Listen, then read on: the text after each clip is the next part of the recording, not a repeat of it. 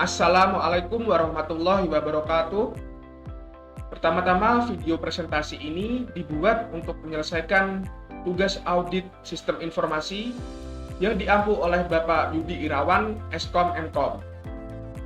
Selanjutnya, saya akan memperkenalkan anggota dari kelompok kami. Yang pertama, ada saya sendiri, Muhammad Abid Misbahuddin, dengan NIM 2019-53013. Kemudian ada Muhammad Humam Aska Reformasianto dengan NIM 2019-53039.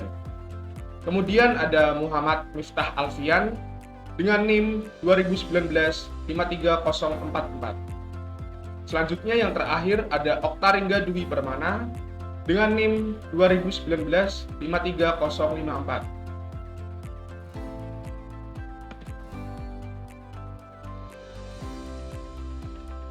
Langsung saja saya akan menerangkan tentang pengertian COVID.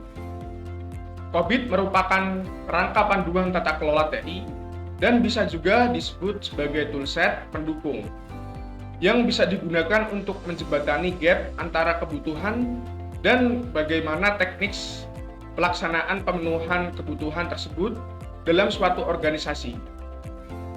COVID memungkinkan pengembangan kebijakan yang jelas dan sangat baik digunakan untuk IT control seluruh organisasi, membantu meningkatkan kualitas serta nilai yang bisa menyederhanakan pelaksanaan alur proses sebuah organisasi dari sisi penerapan IT. Kemudian manfaat dari COVID. Yang pertama, untuk mengelola informasi dengan kualitas yang tinggi dan mendukung keputusan bisnis. Yang kedua, mencapai tujuan strategi dan manfaat bisnis melalui pemakaian TI secara efektif dan inovatif. Yang ketiga, mencapai tingkat operasional yang lebih baik dengan aplikasi teknologi yang reliable dan efisien. Yang keempat, mengelola risiko terkait TI pada tingkatan yang dapat diterima. Yang kelima, mengoptimalkan biaya dari layanan dan teknologi TI. Yang terakhir, mendukung kepatuhan pada hukum, peraturan, perjanjian kontrak, dan kebijakan. Assalamualaikum warahmatullahi wabarakatuh. Perkenalkan, nama saya Muhammad Mumazika Reformasianto, NIM 2019-53039 pada kelompok audit sistem informasi. Di sini saya akan menjelaskan analisa tata kelola sistem informasi. Dalam tata kelola sistem informasi PT Prudential Life Assurance Bandar Lampung dilakukan 2 tahap analisis, yaitu pertama analisis data dan melakukan observasi, kemudian dilanjutkan dengan melakukan analisis antar hubungan dari hasil observasi. Sedangkan dalam kondisi tata kelola TI Sistem Informasi SMP Gugus A Kabupaten Lebak dilakukan dengan mengidentifikasi melalui analisis tingkat kemampuan yang mengacu pada tingkat kemampuan COVID, khususnya mentoring dan evaluasi. Selanjutnya, di sini kita akan melihat rancangan use case diagram pada PT Prudential Life Assurance. Ada auditor, apa yang dilakukan auditor, apa yang dapat dilakukan auditor: mengelola data proses, mengelola data aktivitas, mengelola data pernyataan, mengelola data manajemen, mengelola data solusi perbaikan, cetak laporan tingkat kematangan, cetak laporan gap, dan cetak laporan solusi perbaikan. Semua itu dapat dilakukan auditor harus melalui proses login terlebih dahulu. Selanjutnya, sedangkan langkah-langkah yang dilakukan untuk menyelesaikan permasalahan di SMP Gugus A Kabupaten Lebak diantaranya: yang pertama, melakukan observasi di lapangan agar ditemukannya masalah dan dapat diselidiki lebih lanjut. Yang kedua, dilakukan studi pustaka untuk mempelajari framework COVID-5 dan proses prosesor assessment model atau PAM yang digunakan untuk menyelesaikan permasalahan di penelitian ini. Yang ketiga, dilakukan pengambilan data dengan cara menyebarkan kuesioner kepada kepala sekolah, bendahara, dan dewan guru di SMP Gugus A, Kabupaten Lebak, Banten. Yang keempat, melakukan pengolahan data untuk menentukan sejauh mana keefektifan dengan melakukan perhitungan tingkat kemampuan capability level menggunakan framework dari COVID-5. Yang kelima, kemudian pengeluaran kesimpulan untuk diidentifikasikan sejauh mana efektivitas penggunaan SIPLAH terhadap pembelian barang dan jasa yang telah diimplementasikan sejauh ini pada sekolah SMP Gugus A, Kabupaten Lebak, Provinsi Banten. Sekian dari saya.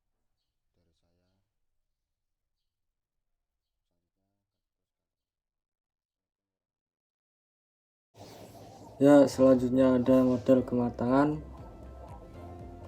Model kematangan ini digunakan untuk mengontrol proses-proses teknologi informasi dengan metode penilaian scoring. Tujuannya adalah untuk agar organisasi dapat mengetahui posisi kematangan teknologi informasi saat ini dan organisasi dapat terus-menerus berkesinambungan dan berusaha meningkatkan levelnya sampai tingkat tertinggi. Nah, hal tersebut agar aspek governance terhadap teknologi informasi dapat berjalan dengan lancar.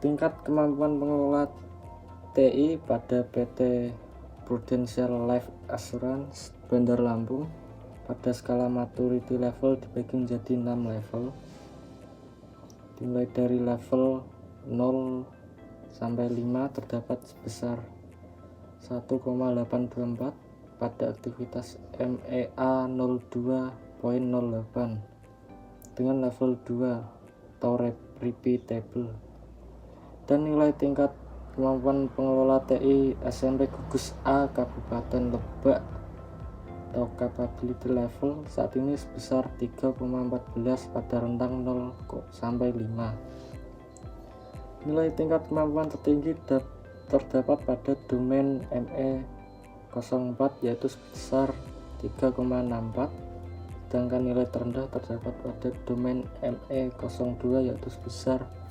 2,89.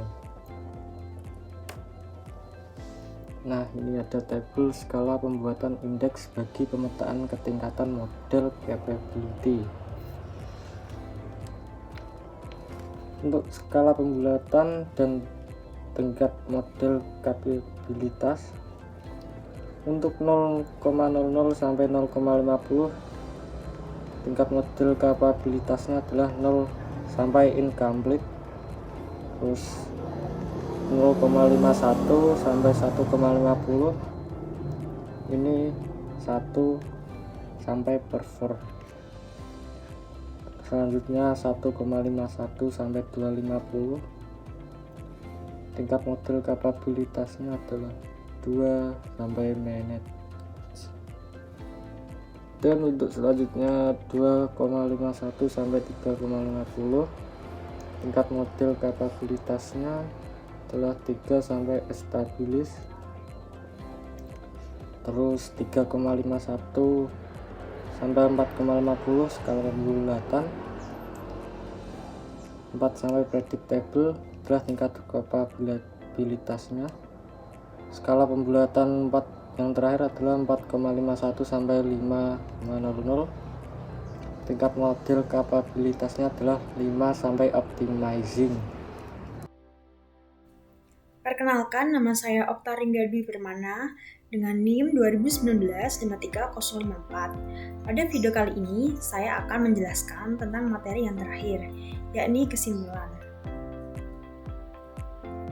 Kesimpulannya, kedua jurnal tersebut sama-sama menggunakan framework COVID-5 untuk mengevaluasi pengolahan data yang kemudian akan menentukan proses yang sesuai dengan kebutuhan penelitian. Adapun pada jurnal pertama, masing-masing proses memiliki indikator yang kemudian diolah menjadi kuesioner yang diberikan kepada responden yang ada.